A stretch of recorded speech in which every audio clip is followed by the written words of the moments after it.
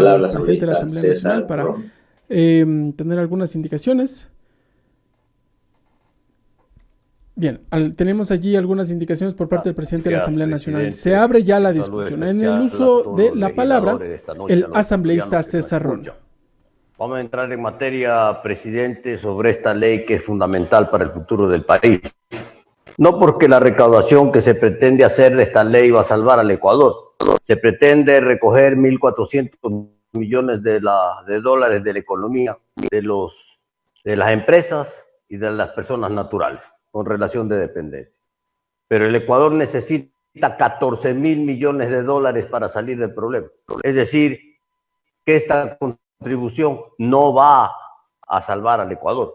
Simplemente es una contribución que es un pequeño respiro, siempre y cuando se lo haga bien. Porque caso contrario, si se lo hace mal, en vez de ayudar o ser ese grano que todos queremos contribuir para que el país salga adelante, puede ser la gota que derrame el vaso y que termine cerrando y quebrando a muchos negocios, a muchas empresas, a muchas pequeñas empresas y afectando gravemente la economía de las personas. Por esa razón, señor presidente, voy a dividir esta intervención en tres partes. La primera parte, la parte constitucional. Esta comisión no puede presentar ninguna alternativa que sea inconstitucionalidad. ¿Y a qué me refiero? La Asamblea Nacional no tiene la capacidad de quitar ni poner tributos. Eso es solo facultad del Ejecutivo. Por lo tanto, ese artículo, en el artículo 5, ese párrafo que fue introducido, que ni siquiera fue votado en la comisión, acepto las explicaciones del presidente de la comisión, pero hay que decirle al país que esto no fue votado como texto de la comisión, sino que fue introducido. Y además, inconstitucionalmente, porque la Asamblea Nacional no puede ni quitar ni poner tributos. Me refiero al impuesto del 2% sobre las propiedades, los bienes inmuebles. A eso me refiero concretamente, señor presidente, señores legisladores ecuatorianos. Lo otro, el tema de la reestructuración, del financiamiento, del diferimiento de las ayudas, está muy bien, ahí estamos de acuerdo. Yo no voté por el informe, me abstuve.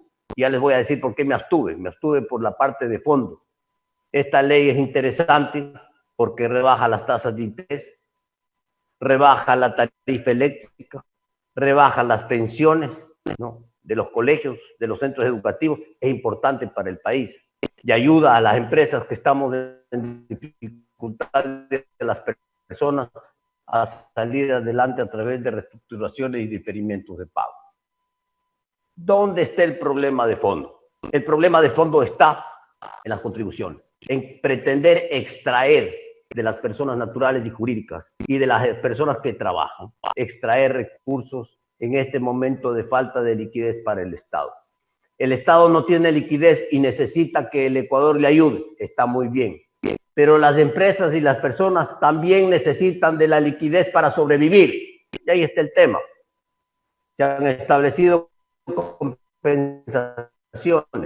compensaciones que tienen que ser de acuerdo a la ley establecida, a las contribuciones que se hagan. Pero ¿qué es lo que planteamos nosotros de manera clara y puntual? Un mecanismo económico financiero de mercado que permita a los contribuyentes, en este caso, a los que vamos a dar la ayuda, personas y empresas, firmar un pagaré por la contribución que nos corresponde dar. Ese pagaré va al fideicomiso. El fideicomiso descuente el pagaré en el mercado, en la bolsa de valores, en el sistema financiero nacional o en el sistema financiero internacional. Y recoge los recursos para que el Ejecutivo tenga los 1.400 millones de dólares. Pero ¿cuál es la ventaja de esto? Que no le estamos extrayendo recursos ni a las empresas ni a las personas que también necesitan los recursos. Esta parte es la que no se ha entendido y por esa razón la vuelvo a explicar, porque esta es la clave de lo que se tiene que hacer en el Ecuador. Y a cambio de esto, el Estado entrega estos títulos que tienen que ser negociados, el 20% anual, o negociados también en la bolsa si se requiere hacer liquidez. Mecanismos de mercado, mecanismos económicos financieros, mecanismos de los que el gobierno se está olvidando, de ese músculo financiero que es fundamental ahora más que nunca para resolver la crisis. Porque claro, ¿cuál es el fondo de todo esto? Y ya estamos 30 de abril el día de hoy, señor presidente, señores legisladores. 30 de abril, se acabó abril. Y los créditos inmediatos de 2.000 millones de dólares que venían después de pagar los bonos el pasado 20 de marzo, los 324 millones de dólares que se pasan, hasta ahora llegan. Cero. No ha llegado nada. Y no solo se han pagado los bonos, se han pagado también intereses de los bonos. Entonces resulta que el Ecuador y el ministro de Finanzas del Ecuador es un gran pagador de bonos, es un gran pagador de los intereses de los bonos, pero es un muy mal gestor de créditos que necesita el Ecuador.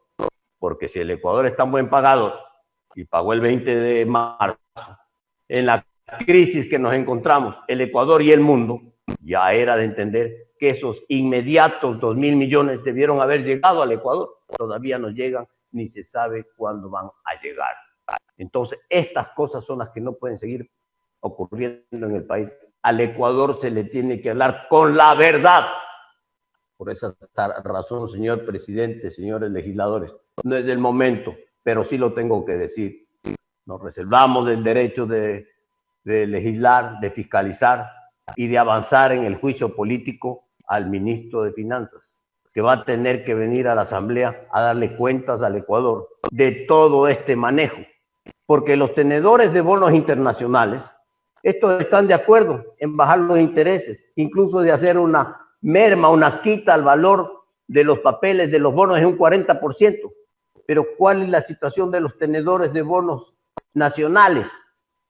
Que a eso sí le estamos pagando puntualmente. Se ha vuelto el ministro de Economía y Finanzas un pagador de bonos. Y eso no puede ser cuando el mundo entero, el propio Fondo Monetario Internacional recomienda que no hay que pagar la deuda, que hay que reestructurar la deuda, que hay que hacer gestión, que hay que irse a China para pedir la condonación de la deuda, que hay que pedir no solo el diferimiento, sino la condonación de intereses, la ampliación de plazos. Ahí tenemos que estar concentrados. Ya teníamos que tener este momento resultados y no tenemos resultados. Entonces es fundamental que así como el gobierno está en esta necesidad de dinero, que se llama liquidez, también las empresas y las personas están en la misma necesidad de liquidez. Hoy, antes de esta intervención, hice varias llamadas a varios bancos del sistema financiero nacional. Las operaciones están cerradas, no hay crédito. Lo único que se está haciendo es reestructurar las obligaciones. Recursos frescos no hay. O sea que una empresa, microempresa o gran empresa sale mañana del confinamiento y busca un crédito de capital de trabajo. No hay operaciones, no hay nuevas operaciones, no hay crédito. Entonces, vamos a salir de la para a seguir parados. Esto sería muy grave para el país. Por esa razón, ministro de Economía y Finanzas, ¿cuándo llegan los créditos y de qué valor? Primero para salvar a las personas y después para darle de comer a las personas y después para poner en marcha la economía. Esto es fundamental. El ministro en la comparecencia en la Asamblea Nacional habló de que los apéndices de los multilaterales de créditos darían créditos de desarrollo económico al Ecuador importantes al 2% de interés. Es fundamental que estos créditos multilaterales de desarrollo que van a venir al Ecuador y que se van a manejar en la banca pública y en la banca privada para poder alcanzar al universo de personas y de empresas que necesitan estos créditos, no pueden salir más allá del 5%, porque si el fondeo viene de la banca de desarrollo internacional al 2%, en el Ecuador no se puede esos dineros que vienen prestarse más allá del 5%. Esto también es importante que quede perfectamente claro en la ley, porque el fondeo viene de afuera. El fondeo viene de afuera. Y entonces sigo con el mecanismo. ¿Cómo hacemos para que el Estado tenga liquidez? A través de un mecanismo financiero de bolsa o de sistema financiero para descontar los pagarés, para hacer plata, para tener los 1.400 millones sin afectar a las empresas ni a las personas, para que las empresas y las personas se puedan quedar con plata en el bolsillo para poder seguir trabajando porque no hay crédito bancario, porque se necesita. Las familias, ¿qué necesitan? Pagar el alquiler, pagar la luz, pagar las pensiones de los colegios y comer y curarse, pues. Y las empresas, ¿qué necesitan? Crédito de capital de trabajo para comprar las materias primas, para producir, para pagar a los proveedores, para pagar a los trabajadores la nómina. Y entonces no podemos seguir extrayendo recursos a las empresas y a las personas. Tenemos que darles una facilidad y luego el Estado le tiene que compensar con estos títulos que tendrán que ser descontados al 20% cada año para pagar impuestos. O si yo quiero anticipar porque necesito liquidez en la misma bolsa y se activa el mercado de valores, voy y transo en bolsa los papeles para hacer plata, para hacer más liquidez. Esto es lo que no se ha hecho y esto es fundamental para no afectar. Esta es la clave de esta ley, porque si afectamos a las familias y al aparato productivo que ya está gravemente afectado, porque no es que se han complicado las cosas producto del coronavirus, se han agravado. El Ecuador viene ya de una recesión económica de hace muchos años que no termina de recuperarse. Déjenme darles un dato porque tenemos que tener información. Las empresas y las personas con esta ley de emergencia, desde el terremoto de la ley de solidaridad, la ley del año pasado de simplificación, y esta estarían entregando al Estado ecuatoriano por una sola vez más de 3.000 millones de dólares.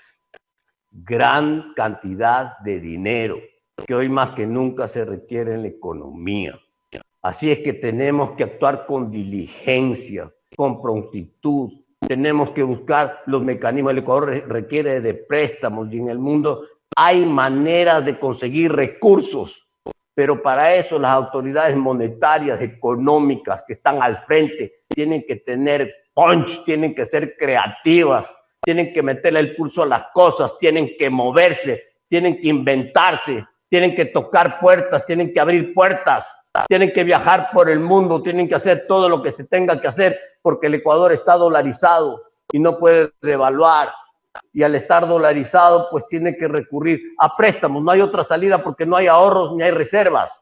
Entonces tenemos que buscar un mecanismo que permita que el Ecuador no se caiga la economía. Otro tema, presidente, es el tema de las detenciones para los de la primera línea. En la primera línea, ¿quiénes están? Los médicos, los salubristas, los profesionales de la salud, los policías, los militares, los bomberos. Entonces, si todos están en la primera fila, no puede haber pues discrimen de ninguna naturaleza. La comisión votó ayer para que solo se dé la excepción a los médicos y salubristas y no se les cubra a policías, militares y bomberos. No tiene presentación. Esto no está bien. Todos han puesto el pecho. Todos han puesto el pecho ante las balas. Todos están en la primera fila arriesgando sus vidas. Muchos ya han perdido sus vidas. Tenemos que ser justos con esos ecuatorianos que están en la primera fila defendiendo nuestros derechos. Y finalmente quiero concluir, señor presidente, pidiéndole al ministro de Economía y Finanzas que hable al Ecuador con la verdad. El Ecuador necesita la verdad. El Ecuador necesita transparencia. El Ecuador tiene que saber qué se ha hecho, qué se ha negociado, qué se ha renegociado, qué se ha reestructurado internacionalmente, cuánto de la deuda externa nos van a diferir, cuánto de la deuda externa nos van a perdonar, cuánto de la deuda externa que está en el presupuesto general del Estado de este año no va a liberarse esos recursos, cuánto del Estado se va a achicar, cuánto del Estado se va a achicar en recursos económicos, porque si el Ecuador tiene un presupuesto de 35.000 millones de dólares, ¿cuánto de esto se va a achicar? ¿10% del presupuesto? Ah, bueno, eso es importante, una contribución de 3.500 millones de dólares de ajuste presupuestario para el presente año de crisis. Esas son las cosas que tenemos que saber en la Asamblea Nacional. ¿Qué obras se van a dejar de hacer? ¿Qué se va a priorizar en el presupuesto general del Estado? ¿Cómo se va a manejar la crisis? ¿Cuánto de los recursos de la deuda externa se liberan? 1.000, 2.000, 3.000 millones. ¿Y cuánto se consigue de créditos internacionales? 3.000, 4.000, 5.000 millones. Entonces, ahí tenemos un paquete de 14.000 millones de dólares que necesita el país para salir adelante. Pero si empezamos diciéndole al Ecuador que extrayendo recursos de la poca liquidez que tienen nuestras familias, nuestras personas, nuestros trabajadores y nuestras empresas, le van a salvar al Ecuador, no estamos hablando con la verdad. Y por otro lado, si no hacemos un mecanismo económico financiero prudente, que funcione, claro, transparente, que no le quite la liquidez a las empresas y a las personas, entonces esta ley, créanlo, tarde o temprano será la ley que liquidó al Ecuador. Gracias, señor presidente, señoras y señores legisladores. En el uso de la palabra, el legislador César Ron sostuvo que